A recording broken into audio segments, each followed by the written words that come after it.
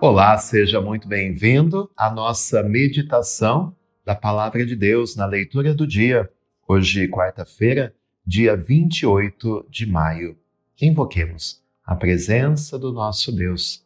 Pelo sinal da Santa Cruz, livra-nos Deus nosso Senhor dos nossos inimigos. Em nome do Pai, e do Filho, e do Espírito Santo.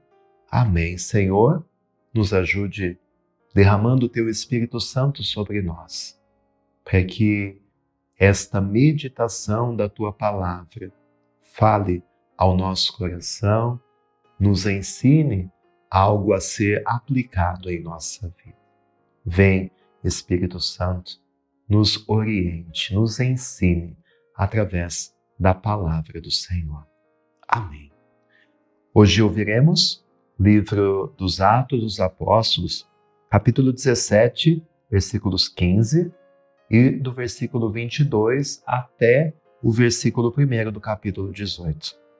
Naqueles dias, os que conduziram Paulo levaram-no até Atenas.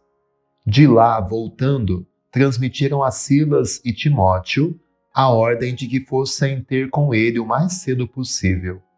E partiram.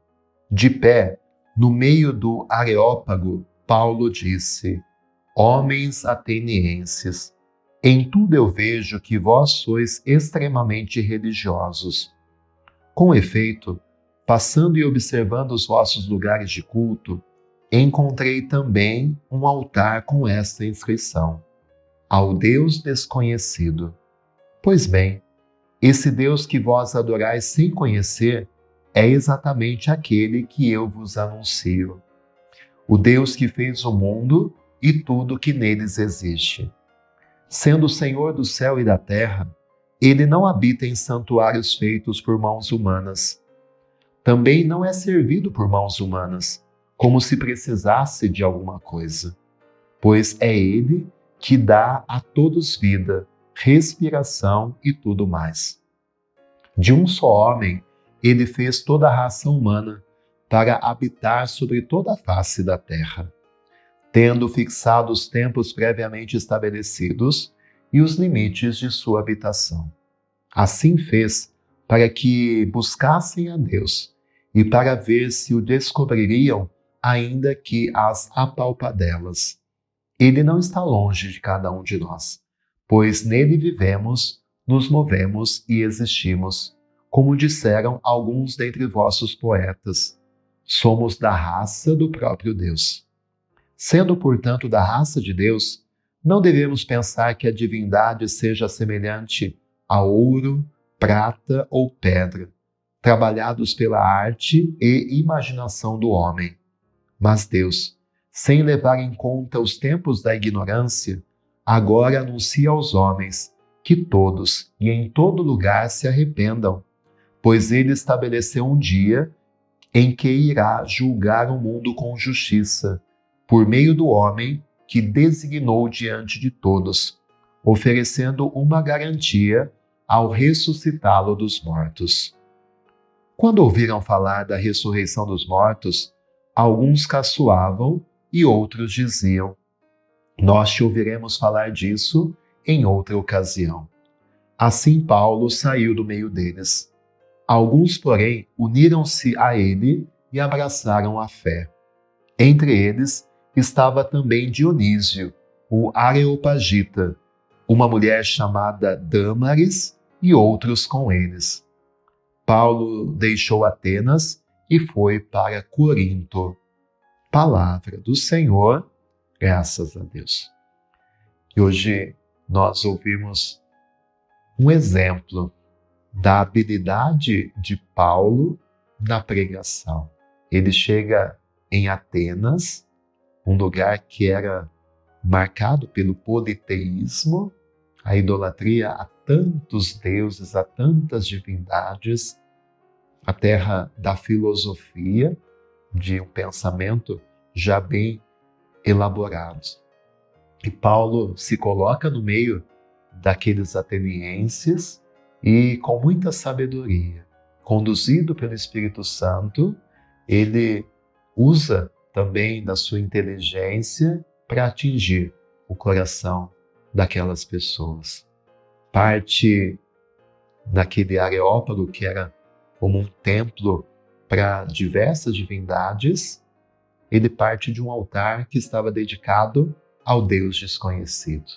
E a partir desse altar, ele quer anunciar para os atenienses o Deus de Jesus Cristo. Aquele que era desconhecido para aquele povo, Paulo usa daquela brecha, daquela oportunidade para anunciar Jesus Cristo. E como é bonito esse discurso em que ele resume a história desde a criação até a salvação, até a ressurreição de Cristo. Ou seja, daquilo que eles acreditavam, da cultura deles, Paulo parte para chegar ao anúncio do Deus de Jesus Cristo. Então, Paulo, ele é muito sábio por causa disso, né? A importância da inculturação, de conhecermos a realidade do outro, os questionamentos do outro, para que, a partir dessas questões, a gente possa apresentar Jesus Cristo. Eu acho que isso é muito bonito no anúncio do Evangelho. A nossa igreja, por exemplo, ela está espalhada no mundo todo. E o mundo é muito diverso. Aqui no Brasil, a gente já vê que cada região é uma cultura particular. Imagina o mundo todo, pregar o Evangelho no mundo todo com tantas tradições, tantas culturas diferentes. E a igreja usa muito dessa inculturação, ou seja, a partir da cultura local, apresentar Jesus numa linguagem que seja acessível àquela gente. E é isso que Paulo faz. A partir da cultura, da filosofia dos gregos, ele anuncia Jesus Cristo. E aquilo que ele fala de Deus, né, é algo tão bonito. Assim Deus fez, ou seja, toda a criação, Deus que deu vida a todas as coisas, Deus fez tudo isso para que nós buscássemos a Deus e para que nós o descobríssemos, ainda que as apalpadelas. Então, em toda a criação, a gente já vai meio que tocando e aos poucos conhecendo Deus, mesmo que não o vejamos. Então, Paulo percebe que também ali, naquela filosofia, naquele jeito de viver em Atenas, Deus colocou as sementes da sua palavra. E que eles, através da filosofia, da inteligência, já podiam tocar, ir conhecendo aos poucos a Deus. Ele não está longe de cada um de nós. Um Deus próximo, pois nele vivemos, nos movemos e existimos. Olha que bonito isso, né? E isso nós precisamos assimilar para a nossa vida. Nele vivemos, ele é a nossa vida. Nele nos movemos, ele é o caminho. Nele nós existimos, ele é a verdade. Vida, caminho e verdade, como Jesus se revelou.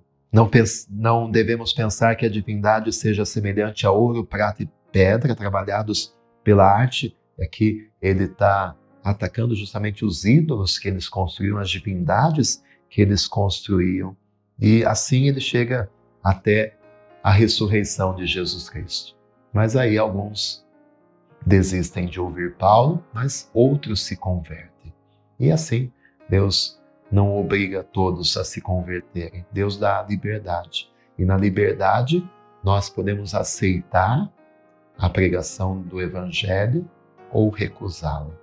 Que o Senhor nos ajude a, como Paulo também, aproveitarmos toda e qualquer ocasião para sermos instrumentos para chegar ao coração das pessoas. Nem todos vão se converter, mas a nossa missão de anunciar Jesus, ela não pode ser negligenciada. Rezemos o Salmo 148. Da vossa glória estão cheios o céu e a terra. Louvai o Senhor Deus nos altos céus, louvai-o no excelso firmamento. Louvai-o, anjos seus, todos louvai-o. Louvai-o, legiões celestiais. Reis da terra, povos todos bendizei-o. E vós, príncipes, e todos os juízes, e vós, jovens, e vós, moças e rapazes, anciãos e criancinhas, bendizei-o. Louvem o nome do Senhor, louvem-no todos, porque somente o seu nome é excelso. A majestade e esplendor da sua glória ultrapassam em grandeza o céu e a terra. Ele exaltou seu povo eleito em poderio, ele é o motivo de louvor para os seus santos, é um hino para os filhos de Israel, este povo que ele ama e lhe pertence. Glória ao Pai, ao Filho e ao Espírito Santo, como era no princípio, agora e sempre. Amém. Que a bênção desse Deus, em quem nós vivemos, nos movemos e existimos, desça sobre você, em nome do Pai, do Filho e do Espírito Santo. Amém. Muito obrigado pela sua companhia também hoje. Que Deus sempre te ilumine.